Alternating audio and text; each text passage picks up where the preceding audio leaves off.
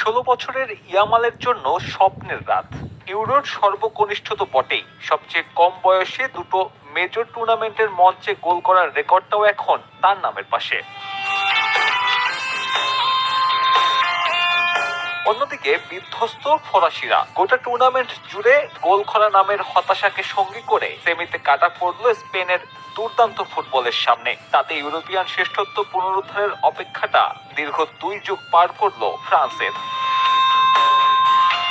যদিও এদিন ম্যাচের শুরুতে হেসেছিল ফ্রান্সই। অ্যালিয়ান্স অ্যারেনায় এগিয়ে যেতে সময় লাগে মাত্র 8 মিনিট। ডেম্বেলের পাসে বাঁ পাশ থেকে ঢুকে পড়েন এমবাপ্পে, এরপর ক্রস। কোলো মুয়ানির মাথা ছুঁয়ে ওপেন প্লেতে টুর্নামেন্টের প্রথম গোল। পিছিয়ে পড়ে মেজাজ হারায় স্প্যানিশরা। র্যাবিওকে থামাতে হলুদ কার্ড হজম জেসুস নাভাজের। তখনও ম্যাচের বাকি 75 মিনিট। ফ্রান্স যখন আক্রমণের মহড়া সাজাচ্ছিল তখনই বিস্ময় বালকের চমক। Out of the box, out of the ওয়ার্ল্ডও 25 গজ দূর থেকে যা করলেন তা ফুটবল বিশ্ব নিঃসন্দেহে অনেকদিন মনে রাখতে যাচ্ছে।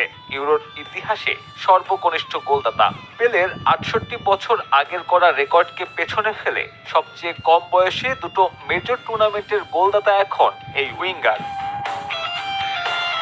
এরপর 4 মিনিটের পার্থক্য, ম্যাচে নিজেদের দ্বিতীয় শট অন টার্গেটে স্পেনের দ্বিতীয় গোল। দানি ওলমোর শট কুন্দের পা ছুঁয়ে আবারও ফ্রান্সের চালে। অ্যালিয়ান্স অ্যারেনায় তখন স্প্যানিশ সমর্থকদের গগন বিদারী চিৎকার। ব্যাকফুটে চলে যাওয়া ফরাসিদের ছন্নছাড়া আক্রমণে লিড নিয়ে বিরতিতে যায় লা ফুয়েন্তের দল। দ্বিতীয়ার্ধে আরও আক্রমণাত্মক স্পেন। ফ্রান্স মরিয়া সমতায় ফিরতে সুযোগও ছিল দেশামের দলের সামনে। অবশ্য ফাইনাল থার্ডের ব্যর্থতায় গোলের দেখা পাওয়াটাই হয়ে উঠছিল না ডেম্বেলে এমবাপ্পেদের। উপায় না পেয়ে 63 মিনিটে একই সাথে 3 খেলোয়াড়ে বদল আনে ফ্রান্স। অভিজ্ঞ গ্রিজম্যানের সাথে নামানো হয় কামাভিঙ্গা আর বারকুলাকে।